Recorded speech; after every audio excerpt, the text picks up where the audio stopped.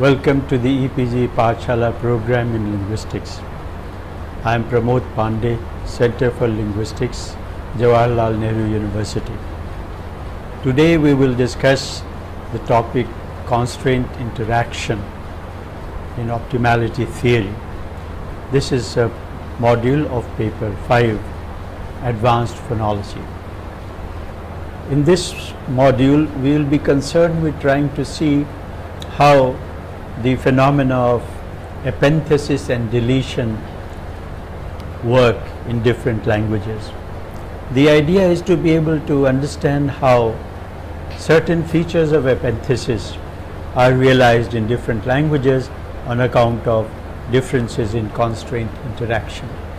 Take a look at some of these properties of epenthesis, the four main properties of epenthesis, which every analysis of epenthesis or every explanatory account of epenthesis must take into consideration. These are: epenthesis takes place in the context in which an input structure is marked, such as the presence of codas or lack of onsets.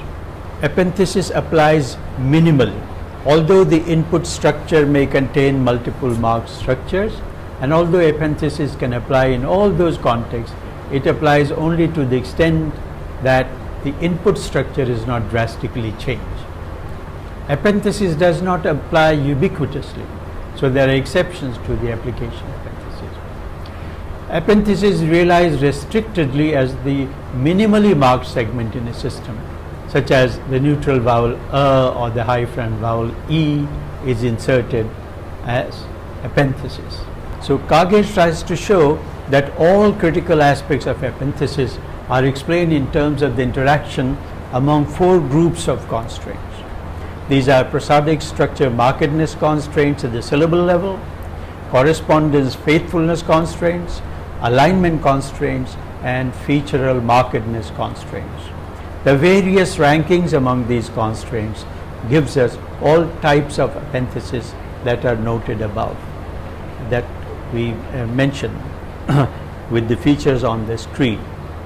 Now let's begin with the interaction of syllable structure based markedness constraints and correspondence faithfulness constraints. First of all, the syllable structure based constraints. These are, as we know, prosodic structure constraints. We have looked at the syllable structure in the earlier modules on prosodic phonology, and we saw that various types of phenomena at the word level, such as phonotactic constraints, etc., take place in order to avoid.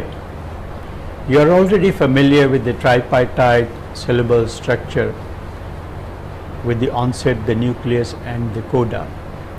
You are also familiar with the hierarchical structure of the syllable that we saw in the earlier modules. These are presented here on the screen for you. Look at these structures. One, this A, syllable, onset, nucleus, coda, and then we have the same structure, but we have another level below, and then we have another hierarchical structure with rhyme occurring. Now of all these structures we will consider the structure in 1A. Now the syllable structure constraints, you are already familiar with at least two of the syllable structure constraints, namely maximal onset principle and the sonority sequencing principle. We looked at them in the module on metrical phonology, the syllable. Now in OT we have those as well as some other constraints which are related to the syllable structure. Before we come to them, we should try and see how these constraints are formulated. The basic process involved in formulating constraints, in proposing constraints, is to be able to see the relationship between marked generalizations and unmarked generalizations. What do we mean by marked generalizations? let us say languages have nasal vowels as much less commonly than languages having oral vowels. Now the presence of nasal vowels then implies that the oral vowels are also present. So we will say then the constraint will be something like no nasal vowels. A language that has nasal vowels will be violating that constraint. Now similarly we have other types of relationships between marked and unmarked. For example, there are languages which lack an onset. Now syllables have onsets, and that is a much less marked or unmarked situation than syllables not having onsets. So if there is a language in which syllables do not have onsets, then it implies that there are syllables in it which have onsets. Now so we have various implicational universals in these different languages. For example, for syllable final segments we have an implicational relation such as if a language has closed syllables, then it also has open syllables. Onset complexity. If a language allows complex onsets, then it also allows simple onsets. Coda complexity. If a language allows complex codas, then it also allows simple codas. Now these implicational universals then translate into various constraints as you can see them on the screen. Onset, that means syllables must have onsets. If there is a syllable in the language that does not have an onset, that means it involves a violation of the constraint onset. Similarly, we have these constraints no coda, that is syllables are open. In some languages which are very rare, for example Malayalam, about which we have spoken several times, in Malayalam there are no codas, so Malayalam involves a violation of the constraint no coda. And then we have complex onset. That means that complex onsets are avoided, which means that onsets are more simple. The presence of complex onsets involves a violation of the constraint no complex onset, and we also have then no complex codas. So languages which have complex codas then involve violation of the constraint no complex coda. Now we have on the screen various types of syllable structures which with the given constraints, and we will see how these violate one or the other constraint. Take a look at these on your screen. So we have CV, no violation, but that's the rarest thing here. CVC involves a violation of no coda because there is a coda. V violates the requirement for an onset. If we have VC, then we have both onset and no coda violated. If we have CCV, then complex onset is violated. If we have VVC, then it is complex coda, then no coda, and then onset violated, and so on. Now of these all, it's only one, that is CV type syllable, which does not incur any violation, and that's the optimum type, the commonest type of syllable structure found in languages. And this generalization also explains why when we have sequences such as CV, CV, the middle C between the two vowels goes as the onset of the following syllable rather than as the coda of the preceding syllable, because of the constraint onset and the constraint no coda. So the division of CV sequences into CV and CV then is what is expected from the universal constraints that of syllable structures that we have seen.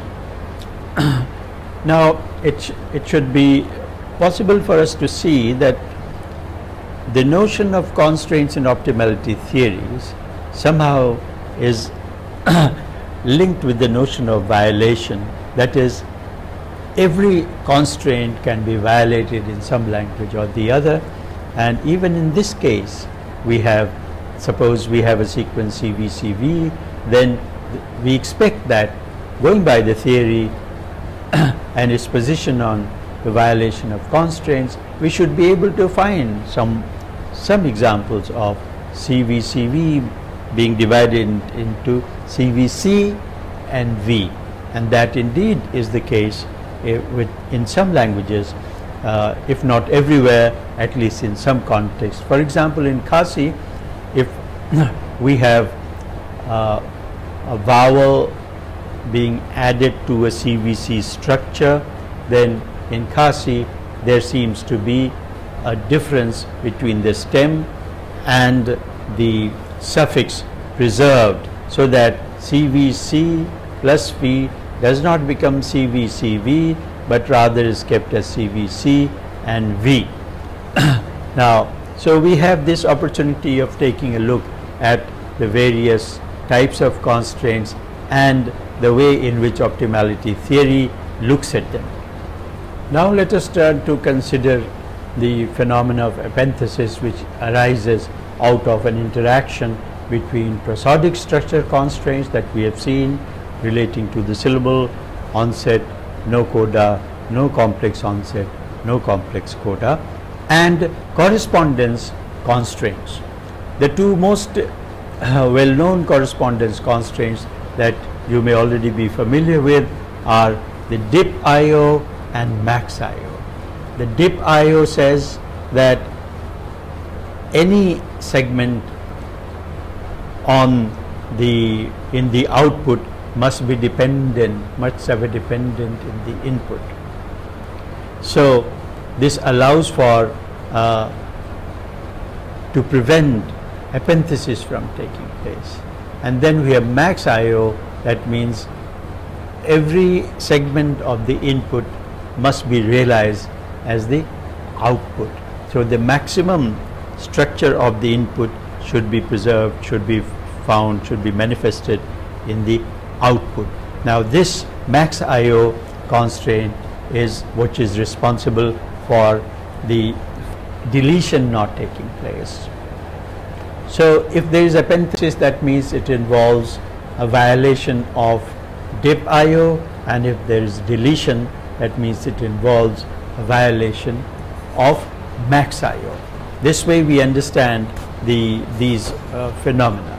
Now let's take a look at some examples of how the prosodic structure constraint and these correspondence constraints operate. There are two constraints: the prosodic structure constraint onset and the correspondence constraint dip IO. Now in this language, when given the input of no, comma, and then E, what we find is that there is a certain difference between the input and the output. What do you notice here? We notice that in the output there is an insertion of ter there. So we have ning, comma, E emerging as ning, comma, T. Why is that so? Because in this language the constraint dip IO is lower ranked than the constraint onset. If the input is allowed to surface on the on the output as it is, that then this would mean that dip IO is higher ranked than onset. So you can have without onset syllable structure such as the final vowel, but that doesn't happen. So in this case vowel sequences are not allowed. That means that dip IO is lower ranked than the prosodic structure constraints. Now languages differ with regard to how these constraints interact.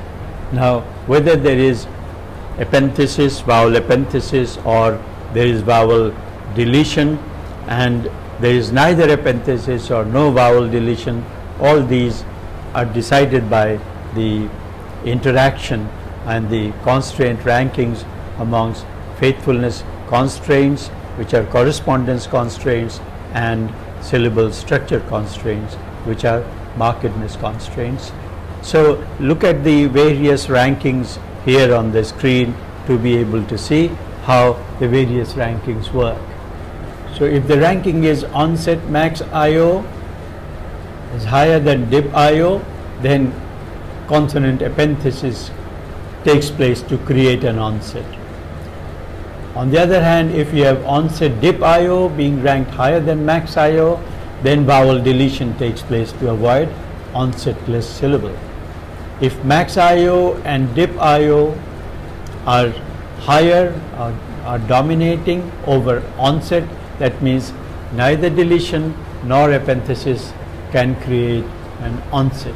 So this way we have various possibilities emerging on the output depending on the violation of these constraints and the ranking amongst these constraints.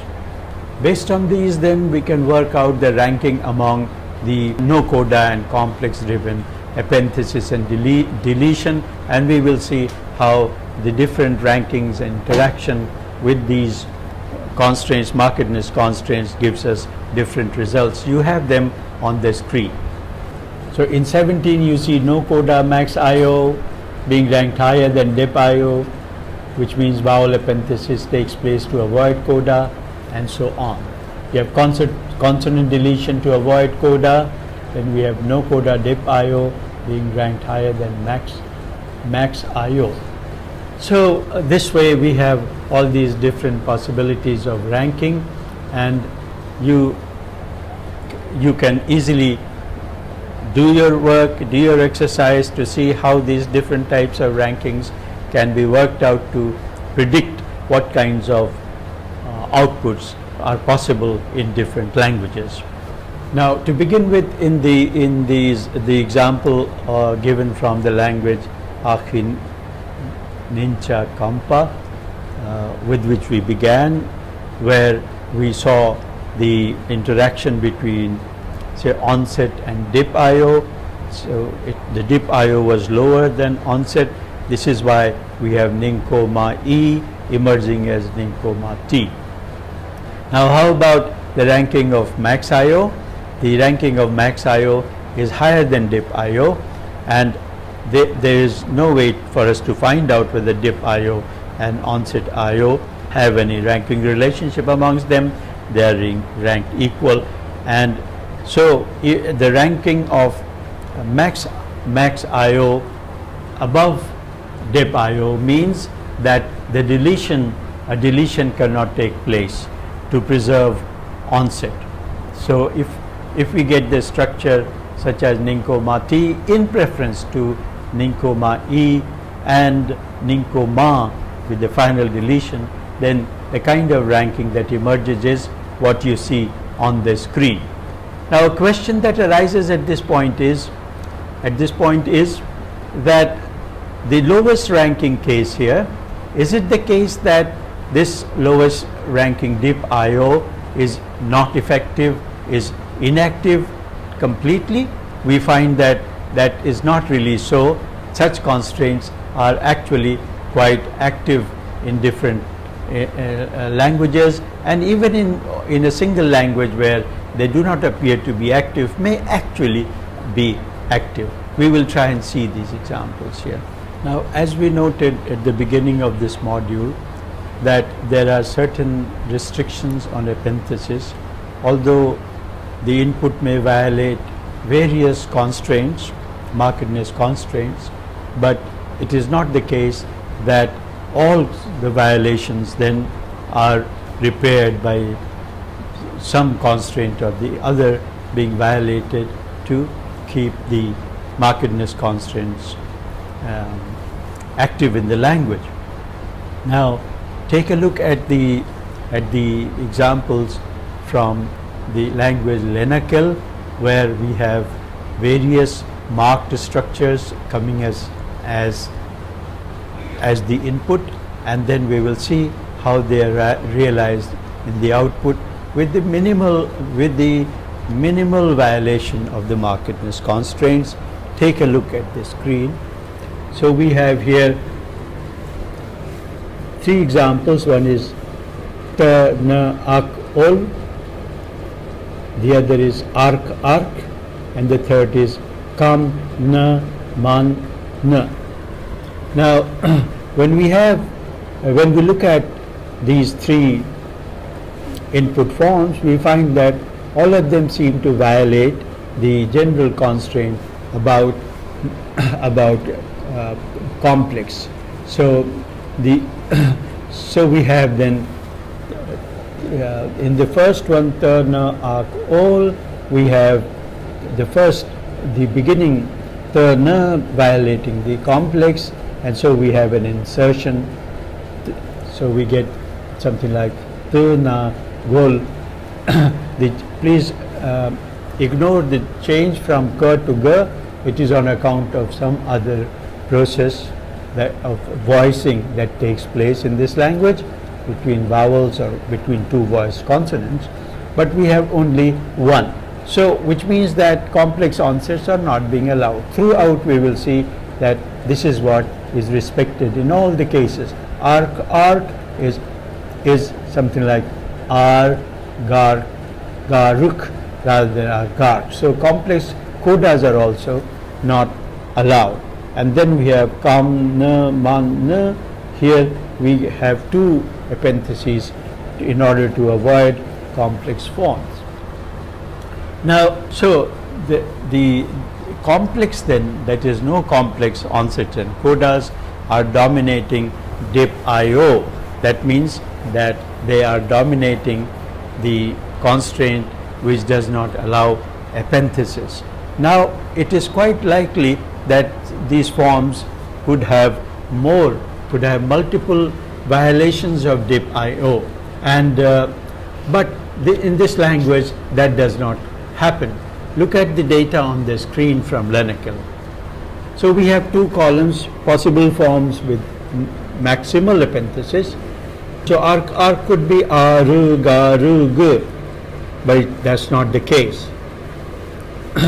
And similarly, tinagol could be tu, na, go, lu, ka, mi, ni, ma, ni. Now, but what we have is the forms that have minimal epenthesis. In the first 2 cases, there is only in the first case there is 1 epenthesis, and in the second case there is 2, and so in the third case also there are 2. Now, what it means is that if the minimal violation of dip is taking place, that means that epenthesis is not being is not applying unrestrictedly in all those cases. That means that dip IO is dominating another markedness constraint, such as complex or whatever. So dip IO must be dominating. Let's take a look at the tableau that we have here. On the tableau then we have these three constraints: complex, no complex, dip IO, and no coda. So the one complex and no coda, as you note, are markedness constraints, and dip IO is a faithfulness constraint. In this case, what we find is the dip IO, which is a faithfulness constraint, correspondence constraint, is ranked lower than no complex, but it is ranked higher than no coda. So codas are being allowed to appear in Lenakel. Now, so when insertion takes place, that then the codas are tolerated, only complex onsets and complex codas are not tolerated. Now, one question that arises is, if a constraint such as no coda is ranked the lowest, is it the case that that it is it is of no value at all, it is not active at all, but that is not really so. Take a look at the screen for further examination of that issue. What we find here is that there are cases such as Tutna Gol. Now the possibilities here are, you could have Tutna Gol, you could have Tina Goli Gol, and then you have Tina Gol.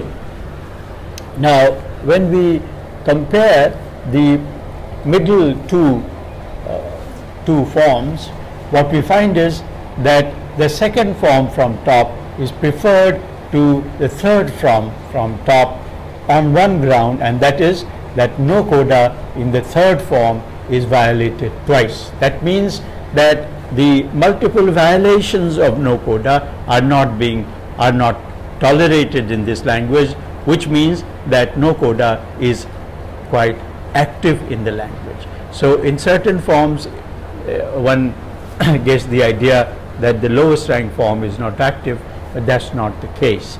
Any constraint may be active in the language. Now one of the simple tests is to see if the multiple violations of that constraint are allowed or not. If multiple constraints are the ones which make a choice between two forms and one which has less violations is preferred, that means that constraint, howsoever low it is still active in the language. So we have looked at the issue of constraint interaction today. Basically we looked at two kinds of constraints. One was markedness constraints and the other was correspondence constraints, which are faithfulness correspondence constraints. We looked at mainly the manifestation of epenthesis and in various forms in different languages, and how epenthesis works in correspondence with the correspondence constraints or faithfulness constraints to manifest itself in different forms, and also to manifest itself minimally in different forms. All those four main features of epenthesis were looked at in the module. In the next module we will continue to look at constraint interaction with more and more data. You are expected to look at the data and carry out the exercises that are given to you in order to have an insight into this issue. Thank you.